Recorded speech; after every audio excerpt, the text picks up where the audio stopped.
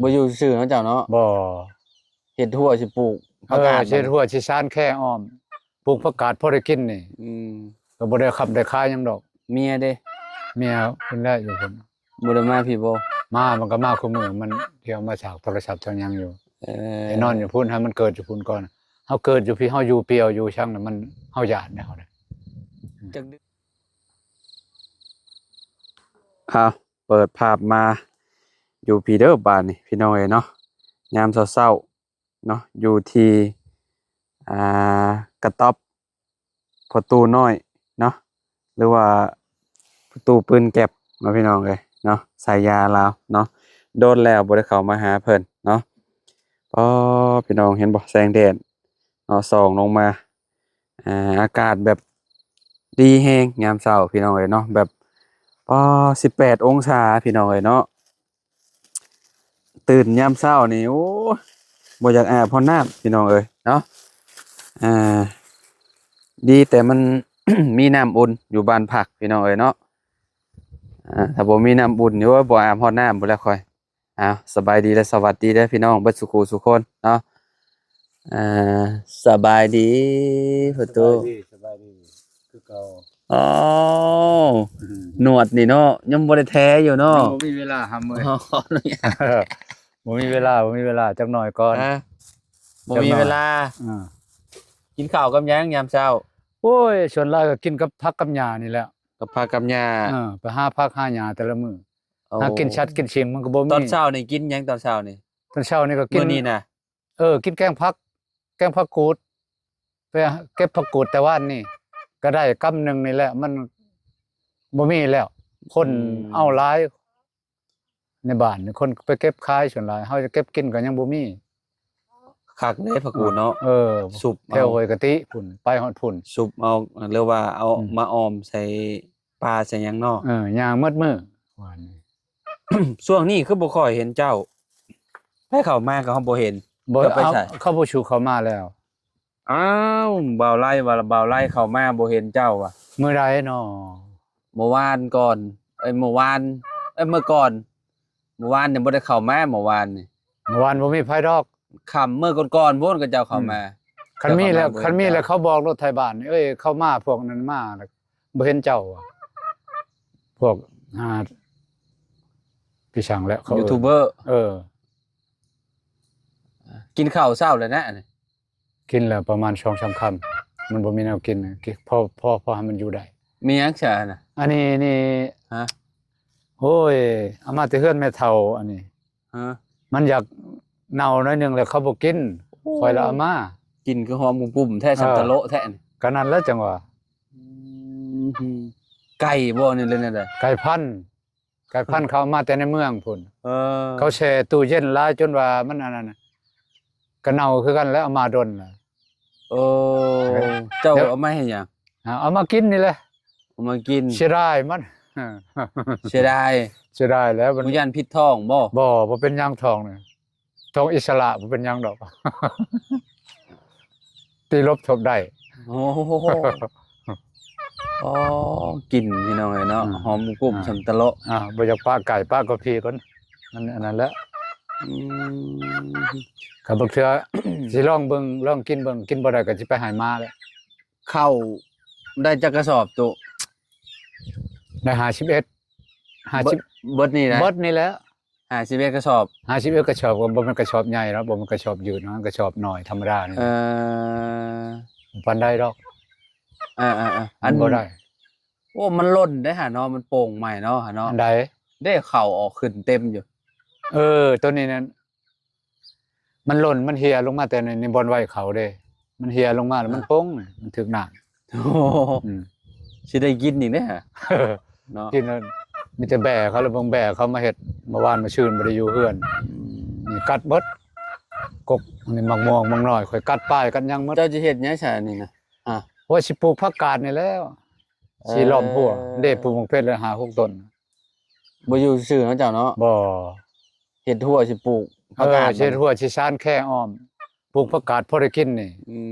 ก็บ่ได้ขับได้ขายหยังดอก เมียเด้ เมียเพิ่นได้อยู่พุ่น บ่ได้มาพี่บ่ มามันก็มาคุมื้อมันเที่ยวมาฉากโทรศัพท์จังหยังอยู่ ไอ้นอนอยู่พุ่นให้มันเกิดอยู่พุ่นก่อนเฮาเกิดอยู่พี่เฮาอยู่เปรียวอยู่ช่างน่ะมันเฮาหยาดได้เฮาได้ จักเดือนแหละเมียเจ้าบัดนี้ 7 7เลย เจ็บท้องมื้อนั้นว่า ไปกวด แต่ บ่ มันเจ็บท้องหยังเลยจะเอาไปก็ว่าสิเกิดแล้วตัวเองหาพื้นหารั้วไว้เตรียมไว้แล้วมื้อนั้นหาแต่มื้อนั้นแหละคนลงไปพุ่นแล้วพื้นเพราะว่าเจ็บท้องธรรมดาบัดไปโรงหมอเขาเอาไปโรงหมอเขากวดเอ็กโกเบิ่งปวดเบิ่งได้แต่7 เดือนนึงว่ะ ยังบ่ทันแม่นเกิดลูกดอก เออ ยังอยู่2 เดือน แบบว่าเจ็บท้องปั้นนะ เจ็บท้องปั่นแล้วมันน่ะ เป็นอะไรผู้หญิงกับผู้ชายบัดนี้ผู้เพศบ่ ก็จักจังว่าบ่ทันหูเลย เจ้า เขาประกวดเขาบ่ได้ถามเขา อ้าวเจ้าบ่ได้วนวายบ่ได้ถามเลย บ่เขาหันสิฮู้แล้วเฮาบ่ฮู้เฮาบ่ได้ถาม อ้าวเจ้าคือบ่ถามเมียเจ้า บ่ถามนะ ใจ เป็นอะไรคือบ่ถาม บ่ถามอยู่ซื่อๆว่าเป็นอะไรล่ะ ฮะ ซึ่งอย่างใดมันยิ่งยามมันเกิดผู้ชายแล้วนี่กูบ่อยากถามเลยนะ โอ้สาเหตุที่บ่อยากถามนี่คือ ยามมันเป็นผู้ชายออกมา เป็ บ่ น อยาก ผู้ ถาม ชาย ยันเขาบอกว่าผู้ชายได้นี่โอ้ยมันก็เมื่อยเลยนะ อ้าวเจ้าอยากได้ผู้หญิง อย่างไรมันยิ่งเอาขอบอกขอบใจหลายๆเนี่ยบ่มีแนวกินเนี่ย มีอันนั้น มีห่อส้มแล้วก็ชิ้นควาย เนี่ยเราสิเอาไว้กินตัวเองแหละ แล้วก็อันนั้น มัน M100มาให้เสริมพลังยามเช้า มันให้ลูกให้เต้าให้ลูกก็สิให้ประมาณถุงหนึงดอกมีก็ อืม เอาไว้กินนะมันบ่มีของกินอยู่ผู้เดียวนี่ อืม เมียก็ยามันดอกมันบ่ฮู้มันอยู่พุ่นมันหลายคนหามันก็สิมีของกินของอยู่อันนี้เฮาผู้เดียวบางเทื่อมาเมื่อวานนี่ก็ไปหาผักกูดผักอันนั้น อืม กลับมาพอบ่มีข้าวกินลืมมาข้าวแต่เช้า อืม เลยลงไปกินน้ำเขาพุ่นกินในเฮือนใหญ่ หาอยู่หากินเนาะแต่ละมื้อจ้ะ บ่อยู่แล้วของกิน เออ เขาบ่หาอยู่หากินก็เฮ็ดคอกๆแคกๆแถวนี้แหละพวกชวนแถวนี้ทาง อืม เฮ็ดหัวเฮ็ดหยังนี่แหละ อ่า หาพื้นหารั้วบ่ให้อยู่ซื่อๆนะแต่ละมื้อบ่ไปนอนอยู่ซื่อๆบ่นอนบ่เคยนอนมันบ่เป็นข่อย อ่า คนเคยเฮ็ดเวียกคนเคยไป อืมไก่ง่ายแล้วบ่ไก่ เด้นี่ โอ้นี่เนาะใหญ่เลยเนาะ พูนๆนั่นน่ะแม่มันไข่แล้วมันป้าเลย แท้เนาะ คนรุ่นน่ะไก่ไม่เฒ่า ไก่ โอ้ย อันนั้นก็ไก่ นั่นแห บ่ ละนี่ ทาง มัน เฮ็ดให้ย่างน่ะ ครั้งแล้วมันไปไข่อยู่เฮือนเขา แล้วไข่มันมากข้างป้ายพี่ให้มันไข่ เออ ไข่อยู่เฮือนนี่จน4หน่วย5หน่วยจังเห็น อืมมัน ตัวนั้นพักแล้วตัวนั้นมันหูจักมันก็บ่มีแน่นี่อันนี้ก็เก็บมาแต่เฮือนพุ่นน่ะข่อยบอกให้ชานใหม่ได้ว่าหังมันนี่มันโดกมันยังแล้วมันเตื่อยอยู่หั่นยัดไข่มันเหี่ยแล้วช่องแม่ชามแม่ อืม ชุมนี่ก็ มีแต่ต้นน้อยๆเนาะไก่แม่ซำนี้เนาะบ่ใหญ่เนาะ ตัวเดียวไก่แนวน้อยนะไก่ น้อยๆพี่น้อง ไก่ลาดไก่แจ้ ไก่แจ้โอ้ไปตั้งแต่เมื่อใดก็อันไปกวดเมียเจ้าว่าสิคลอดลูก ไปกวดวางอาทิตย์หลังนี่ อาทิตย์ล่าง อืม เออ มันเจ็บท้องแล้ว เขารถไม่เท่าบอกว่า อืม เตรียมพื้นเตรียมรั้วได้ลูกเลยเขาก็บ่ฮู้เลยเจ็บจังมันปั้นชื่อปั้นท้องมันปั้นแล้วคนแม่ม่านเนาะบ่แม่นนกของท้องขี่ท้องถ่ายต้องปั้นท้องมันนั่นแหละ นี่นั่นแหละ เจ็บ โอ้ควันตุ คนแล้ว มาย้ายออกมาพี่ก่อนเนาะ โอ้ย พี่น้องเอ้ยเนาะ ไหว อ๋ออันนี้คือบ่อนค้างไก่นี่เนาะค้างไว้อยู่ในนอกนี่บ่นี่ฮะ ฮะ ค้างไว้ในนอกนี่บ่ไก่นี่ บ่ได้หำเอ้ยอยู่ในพี่แหละ อืม เฮาตอนแรกกันเอาเข้ามานี่แต่ละมื้อกันอนามัยขี่มันน่ะเอาออก เอาออกไปไว้พุ่นให้มันแป้นมันช่างเฮาเด้ นี่เด้บ่อนเรา มัน สิ เปื้อน ฮ็ด มันเปื้อน พี่น้องเอ้ยเนาะโอ้จะเอามาไว้อยู่พี่เนาะขี่ บ่ได้จะค่อยใช้พักได้อันน่ะขี่มันคนมาชะใส่นี่บ่เฮ็ดผูกพัก อ๋อ อนามัยขี่มันแล้วมาชะใส่นี่เอาไว้ใช้พักใช้หญ้าแล้วไปใช้ต้นไม้ต้นตอกแต่ละอัน มันต้นแล้วก็แตกเหิบเลยเด้นี่ อืม โอ้ เออ แตกเลยเด้นี่นี่ มันแก่แล้วยากแล้วมาขุดกิน นี่ มก นี่มีหัวมีหยังเลย อืม เนาะมีเหิบมายุงมาหยะอะไร เมียมันลอยช่อง3เทื่อเลยเด้ เอาไปกิน เมียเจ้าฮะ เออ เออ คนขานมันกินก่อนคนดุนะ เห็ดหวานเนาะ มันไปมุกกินได้เพื่ออยู่นี่กระปุกนี่ อืม หาเด็ดมาแต่ผลได้นี่มันด่าง เดี๋ยวก็ยังว่าพอยังหายนี่ อืม ตัวแบ่มาหลักกินนี่หลักกัดหลักยาวเนี่ยอ้อยดำก็กัดปลายมันอ้อยดำนะหันได้ โอ้ อ้อยนี่กัดหมดหันอ้อยดำเป็นหญ้า มา มา กัน ปลูก นี่พี่น้องเห็นบ่คักเลย ไปต้มแช่นั้นเลยๆนี่ต้มแช่ชีนแช่ปลาเลยๆ ผสมพอดี ชม พี่น้องเนาะ พี่ ครับ พูด เลยนี่ มาปลูก เจี๊ยบ เบิดนี่ พี่น้องเอ้ยเนาะ พวกโครงการเอาไห้ในมันเด้เขาลงมาปลูก อยากได้อยู่ เอาโลดในจังหน่อยมันแก่เอาผุดสิเอาชำชืดผุดกกใหญ่พุ่น อันนี้ก็ปอซะพี่น้องเอ้ยเนาะเป็นยาได้นะ เป็นยาพอได้กิน ต้มกระเจี๊ยบนะ ปลูก เอาไปกินสมก็ได้เลย จักจังว่าบ่เคยกินสมจักเถื่อมีแต่เคยต้มใส่ปลาต้มใส่ เอา ชี เห็ดนะเด้เห็ดแจ่วแล้วก็กินนั่นแหละโอ้ปกละลายต้นหนึ่งเต็มเลยเอาไปตากแห้งแล้วก็ต้มกินน้ำมัน นะในมันนี่ อ้าวนี่เด้อันนี้มันนี่แหละนี่ ใบมันนี่ นี่ ก็ใน ไป มัน ตากแห้งนี่ในมัน หมากมัน หมากมันนี่จักดีหยังพี่น้องลองคอมเมนต์มาเบิ่งดูพี่น้องเอ้ยเนาะอันต้นกระเจี๊ยบนี่หมากมันนี่เนาะ ไทยมันห้องกระเจี๊ยบเนาะ แม่นอยู่ ประชาลาวเฮานี่ชมพอดี อืม ต้นชมพอดีใช้หลายก็พอดีใช้น้อยก็พอดีก็ห้องว่าต้มพอดี แม่น มันสิชมคือมะขามได้ชมนัวได้ สมพอดี อืม สมสื่อมันนั่นแหละ ได้ปลามาพอเอาแต่อันนี้แล้วต้มใส่สบาย อืม บ่พอให้ข้อมูลนะเป็นหัวจึงของจึงไข่ช่างแนวอยู่แนวกินบ่ให้ข้อมูล เออ ข้อมูลนั้นมันคิดน่าอายตัวเองมันว่าชำหัวจึงไข่ชำใบอีตอกอีตูน อืม มาคุ มั ง น มา ปลูก ห้อย ได้เนาะ ปลูกได้ก็ มาคุงก็เป็นแล้วหันจัง อั น้ น อย นั้น ก็ นั่นแห ได้ ละ กิน ปลูกแล้วแหละมันมี ปลูกได้ พื้นที่อยู่ พื้ นี่ ที่ มังนุ่งมังนัดนี่ เขาได้เฮ็ด ลองนะปลูก นัด เนาะ มันด่างปลูกหมด มะ มี กล้วย ใช้หาเก็บมากู เออก ล้วยนี่ก็ มันเอามาใกล้แล้วแบกมาแต่ละอันเขา อ่า มาปลูกแล้วมันออกหนอแล้วก็สิขยายต่อจะได้กล้วยง่าวเดียวนี่มาขยายนี่กล้วยน้ำธรรมดานี่ จะปลูกบ่นี่นะ ปลูกเบิดแหละบ่ได้มีของมันเกิดลาได้ นี่แต่ของจะปลูกเนาะหัวจิงไข่นี่ก็เต็มอยู่ ของป้านี่ ต้มไก่เด้เนาะ ป้านี่พอกระทางนี่ พอทางมันป่านี่ทางเฮ็ด ต้ม ให้ ไก่เด้ว่ะ ต้มไก่ นี่ เอาไปโลด หัวจิงไข่เจ้านี่สุด มี ยอดเลย มีกินบ่อนอยู่แล้วเอาไปโลดนะมาเอาโลดอย่าไปซื้อตลาดนะ อืม เอาอยู่พี่ มาต้มส่วนชุมเหิมมาต้มไก่อยู่พี่เจ้าว่าคักบ่จัก เอาแล้วแต่ได้ กับประตูปืนแก็บเนี่ย คือกัน โอ้สุดยอดเลยเนาะพี่น้องเอ้ย เพราะว่าเครื่องประกอบมันหลาย อยู่นี่ บ่อึดเด้ อืม ขาขี่ก็มีขาปรุงขาปลา ค่าปลาเบิดนี่ปลูกนี่ ปลูกอยู่ฝุ่นก็ได้ ก็ค่า เอาไปกลมาแต่ กลมา ปลามาปลูก กลมาเบิดก่อมันเลยนี่มาปลูกเบิดก่อเลยได้นี่ นี่อั จนมันหากระแตกออกแล้วนะ ขาปลา นี่หนอมันหาก็ออกนี่ หอม โอ้สุดยอดอะดีเนาะ อ่า เจ้าเนาะปลูกบ่เลยมีหยังก็ได้ ปลูกแล้ว พี่ตัวนี้ก็ได้เนาะนี่ หมกทอกหมกทั่วนี่มันเบิดหำเว้ย มักถั่วก็มี หมกทั่วก็พอได้กิน พอได้กินสมพอดีนี่เนาะเนาะไปแท้น่ะ เบิ่งหมกทั่วนี่ เบิ่งมักถั่ว นี่ เออ หมกทั่วมันแล้วนี่ไปใส่ลงไปฝุ่นแห้งร้าย ต่อตา อืม เต้นวะ บ่มีแต้นมีต้านหรอกกูทางมันนี่มันหกเลยหมกทั่วมันยังหมดพุ่นหาวมันเลยเห็นบ่พุ่นบ่ได้กินมัน โอ้ยกินบ่เบิดดอก กินบ่ไหวจังว่า กินบ่ไหวกินผู้เดียวเจ้า นี่มาก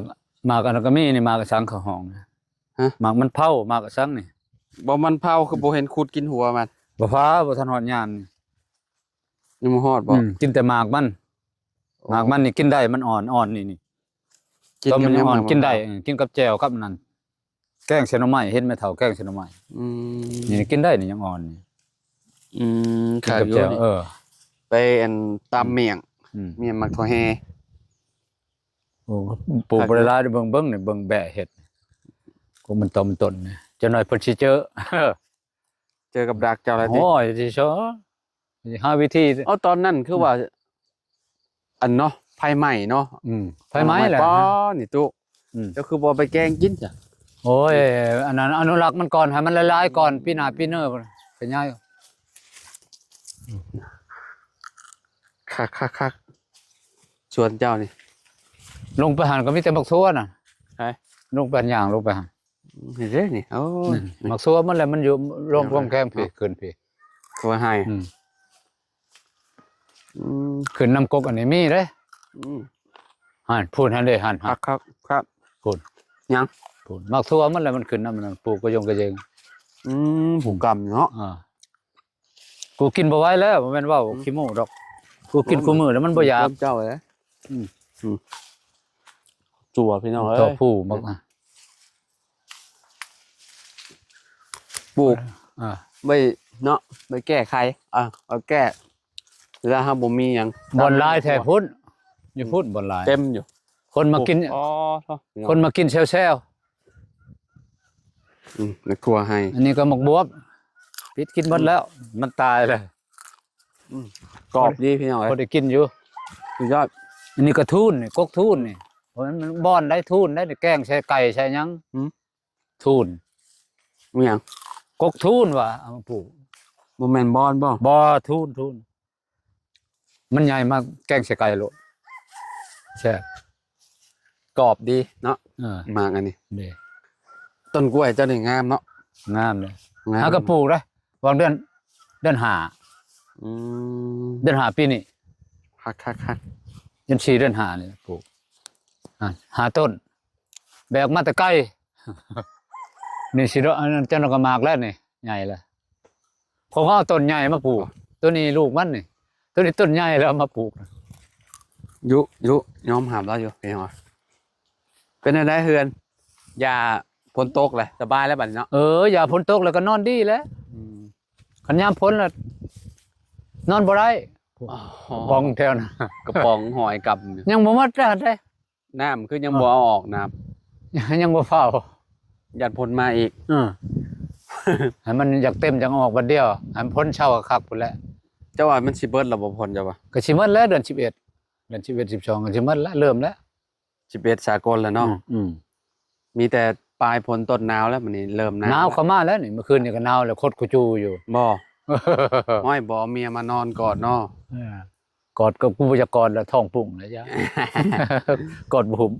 กอดบ่หงแล้วเนาะบ่ได้เห็นลาแต่เฮิงเลยเนาะน้องอ้อยพี่น้องเอ้ยเนาะ ลงไปรูปฮะ ท้องคือสิใหญ่แล้วบัดนี้ เที่ยวมากกูมือนี่จนนั้นมันก็มาแล้วนั่นโทรศัพท์มันมัดแบกแล้วมันมาแล้วฉากอยู่พี่ เพิ่นมาสร้างอยู่พี่บ่ ฉากอยู่พี่มาหากินหาอยู่อยู่พี่มักทั่วมักห้อยมักกระเดื่อย บ่ได้กินข้าวห่วมพานำกันบ่อยู่ กิน เที่ยง ลงไปกินพุ่น นี่แต่ไปกินอยู่เพื่อนพุ่น นี่อยากมักกระเดื่อยนะเอ้านี่ ฮะ นี่มักกระเดื่อยก็ ใช่มากระเดือย แน่โอ้ยเมียข่อยบ่ได้เอาหมดแล้วซั่น เอ้ย เมียข่อยแล้วมาหักเด้ๆยังบ่หลาย โอ้หมักเดือย เดื่อย แก่แห้งนะ โอเคแล้วนะ อืมกรอบละ พุ่นมันหัก กิน หมด บ่ แล้ว ได้แล้วจุ แกบ่ อืม แกละยา หมักเดือยก็มีพี่น้องมากินก็คือแบบบ่มีอิ่มจักเทื่อกินหมากนี่นะมันนวลมันบ่หลาย เบิ่งนี่มันหมดแต่ละกกแบกกัดมะม่วงพอนะปลูกหลายแล้วมะม่วงเขามันเป็นซ้ำสิกินดอกขายพุ่นแหล้ว มะม่วงหยังน่ะ มะม่วง กระชอบ่มะม่วงกระชอ โอ้สิจะปลูกเมียนนี่ได้ อืม อืม นี่เมียงมะขุดนี่ต้นนี้พอใหญ่แล้วนี่จนแตก บ่ลองขุดบ้างวะ ขุดอยากขุดโลดเฮาบ่ทันอยากเฮามันหมดอันคักแน่พุ่นแล้วจะกิน เอาอยากอยู่ หมดผลหมดหยังเนี่ยอยากเลยหาขุดเอาโลดนะตัวนั้นมันแตกๆตัวนั้นมีเหอะบ่เนี่ยอยู่ กินซ้ำสิกินดอกนี่ อยากอยู่มัน บ่ ต้ ไหว นมันอย่างอื่นก็บ่ปานใดมันต้นนี่แซ่บได้ พอนี่อยากมันอันนี้ ฮะ นี่มันอันนี้พออยากแห้งแซ่บกว่าตัวนั้นได้มันด่างนี่ได้ อืมน้ำพ้นเบิดแล้วจะไปกินน้ำไม่ใช่ป่ะเนี่ย พุ่นแล้วลงไปตักน้ำเขาพุ่นแล้ว จุ๊บเจ้ากินน้ำสร้างมองอันนั้นผมบ่ บ่แม่นน้ำช้างน้ำลิ้น อยู่ในหันหาได้ หมดบาทนี่กินอยู่หัน มันใช้แล้วบ่นั่นนี่ ใช่แล้วมันออกบ่อแล้วเขาเอาท่อตรงอะไร เห็นอยู่ตอน พอ นั้น เลยอุก ไป ทั้งอาบทั้งกินหั่นนะพอไปยามใดก็บ่เทื่อมันยิ่งเต็มอาบน้ำเฮาทั้งกินทั้งอาบนี่ก็ยามมันไหลเลยฮะ จะมาต้มบ่ ต้มแล้วข้อยบ่ได้ต้มได้ฮะต้มหม้อหนึงเลยเด้อมื้อเช้านี่ต้มข้อยบ่ได้กินได้น้ำดิบได้ อืม ข้อยกินน้ำต้มได้ กินน้ำต้มตลอดเนาะ เรียกว่า บ่กินเขา เพราะว่าบอนหั่นน่ะสิอาบแล้วก็ตั้งมากินพร้อม สิอาบแล้วก็ต้องมา เพราะว่า กินบัดนี้อยู่เทิงพัดบ้าน บ้านนะ บ้านแล้วอยู่เทิงทางนั้นน่ะบ้านหมดได้มันประคอยลงในนี่บัดขี้เหนียวมันสิบ่ซึมลงไปบ่ไหลลงไปบ่เฮาคิดเฮาต้มกินอ้าวมันอยู่รุมบ้านหมดได้ยาวไปพุ่นได้บ้านกายท่อพุ่นได้ โอ้เฮาคิดว่าออกไปทงนาบ่ได้มีบ้านคนได้ บ้านพุ่นบ้านจนตามทงหน้าพุ่นแหละ อ๋อ มันอยู่ทางเทึงพี่ แล้วมันชันลงไปหาทางท่อพุ่นน้ำ ว้าว นั่นแหละของพอจังต้มกินบ่ไหว้บ่ต้ม ต้มเอาแล้วดีที่สุดแล้ว เนาะตาม แต่ว่านั่นน่ะ ฮะ เขาเอาโครงการมากวดแล้วโครงการของขอนเทึงของรัฐมากวดแล้วน่ะเขาว่าน้ำนี่สะอาดเขา อืม กินได้ กินได้ก็ต้องต้มคือเก่าแหล้ว สะอาดมันก็สิสะอาดซำใดแบคทีเรียมันบ่เป็นธรรมดาอยู่นำธรรมชาตินี่ หลาย ในพยาธินั่นแหละแบคทีเรียของเฮา หลายเลย เออ ต้มเอาดีแล้วปะโอ้ยอยู่บ้าน อันนั้นแท้งคักเจ้าตักในห้วยรถมากินนะครับ ทั้งในห้วยก็ห้วยสะอาดก็เคยกินอยู่บ้าน โอ้น้ำไหลมาแบบขุ่นๆนะเจ้า คุณบ่ โอ้ขุ่นบางแห้งนึง อ๋อ อย่างเช่นบ้านพอตู้เปิ้นแก็บนะไอ้บ่แม่นพอตู้7 ปีน่ะเรากินเราตักน้ำห้วยเรามากิน ช่วงน้ำประปาบ่มาเราก็อันน่ะไปตักน้ำห้วยบัดน้ำประปามาเราก็กินน้ำประปาบัดนี้น้ำประปาแบบว่าบ่ได้อันนั้นเลยบ่ได้ต้มบ่ได้หยังเลยนะ อันนี้บางหลังเฮือนน่ะเขากินน้ำบาดาลหั่นบ่แม่นน้ำประปา อืม น้ำข้าวหยอกเอาเดี๋ยวเขามาเจาะให้ อืม กินหั่น กินตัวนั้นเนาะ พอบ่กินพอบ่ใช้เลยน้ำตัวหยอก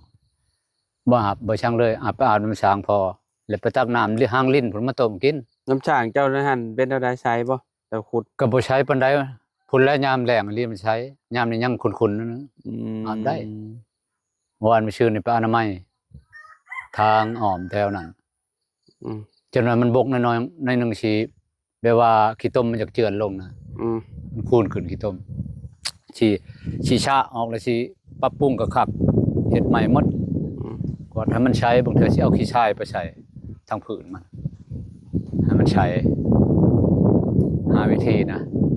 อืม เฮาผู้เดียวเฮาใช้อยู่นี่เฮ้ยนี่แม่เฒ่าห้างนี่กินใช้น้ำนี่แหละ บ่ บ่เห็นเว้าได้ อันนี้ อ่ะ พื้นนี่ได้สำนี่บ่ บ่แล้วคนลงไปลุมบ่เลยนะ คนลงไปเบิด เอา ลงไปลุมหมดเลย ยังบ่ทันเอามาก็มีอยู่ตามแคมป์ไห้แคมป์หยัง เออ บ่ยากดอกเบิดดอก เออก องจนมันล้นพี่แล้วพี่พุ่นแล้วคนลงไปหาเมียว่าสิเกิดลูกพี่นี่ คิดว่า อ่า บ่ได้ไปเช็คเบิ่งเนาะว่า อ่า ได้จักเดือน บ่ทันได้ จัก ไป เดือน เช็ค เนาะ บัดนี้มันเจ็บเดี๋ยวว่าเจ็บท้องแล้วจังว่าไปเช็คยังหาก็ได้แต่7 เดือน อืม คนเฮามัน9 เดือนพุ่นน่ะเนาะ แม่น ผมบ่9 เดือนก็8 เดือนปลายก็มีหักส่วนน้อยเนาะ อ่า ธรรมดา9 เดือนพุ่นแหล้ว ท้องปั่นดูอันตรายเด้คะแนนปั่นดูตัวเอ้ย บ่ดุปานใด เออ หาก็ปั่นเทื่อเดียวนั่นแหละ อืม มันของกินของอยู่มันก็ระวังอยู่เดี๋ยวนี้ อืม ชมแซวตะกี้มันมักขนาดชมนี่เบ้อกินคู่มื้อตำมะคุงตำมะขามจังเป็นขกเป็นหยังก็หมดผู้เดียวมันกินก็หมด อ่า มันว่าเดี๋ยวนี้มันน่ะจงเจียมหนิดนึงมันมีลูกมันย่านมันพยาธิขึ้นเอาว่ากินอยู่ก็เบิ่งเอา อ๋อเดี๋ยวฮู้เพศได้เนาะเดี๋ยวถามน้องมันเด้ ไปถามแม่ลงไปเจาะๆมันบ ยั อกว่า นว่าแหละยันเราบ่อันนะ บ่นั่นก็บางเทื่อเห็นแม่เฒ่าถามแม่เฒ่าแท้นั้นก็ฮู้หมดเขาฮู้หมด เจ้าเป็นพ่อเจ้าบ่อยากฮู้เนาะเจ้าเนาะ อได้ขอยเอาผู้ชายอะไรเนี่ยโอ้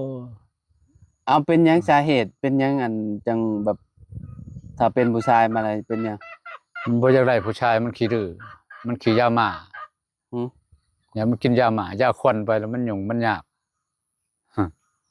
เอ้า มั มัน นยัง อยู่นำเฮาเลี้ยงติ มันยังเลี้ยงนี่เลี้ยงอยู่แต่ว่ามันเกิดมาแท้ก็เลี้ยงหั่นแหละก็ฮักก็แพงแหล้วแต่ว่ามันบัดมันใหญ่มันสูงมากพุ่นแล้ว มันสิช่อเฮากินยาหมายา มัน ควน ยิง โล ก็ ๆ คือ เลย กันคะแนนบาง ผู้หญิงนี่ก็ชวนน้อยเฮาบอกก็อยากฟังแหน่ผู้หญิงนี่ อืม อยู่ในบ้านนี่บ่มีไผได้ผู้หญิงนี่เขาสิขี้ดื้อได้อยู่ในอ่าคำโอวาทของพ่อแม่มันได้มันยังอยู่นี่บ่ดื้อพ่อแม่พัง อ่า ของพ่อแม่ขนาดชวนน้อย อืมโอ้ มีแต่ผู้เดียวข้อยเห็นผู้เดียวนี่สิขี้ดื้อๆเนี่ยเมียเก่าข้อยนี่บ่มันขี้ดื้อแล้วเรื่องอยากไปหาเงิน ไปหาเงินก็อยากอยู่น้ำห้านน้ำไปช้างแน่นอนข้อยบ่มัก เดี๋ยวก็เลยบ่มัก บ่มักแล้วอย่ามันโลๆเล่ๆอย่ามันรั่วโพด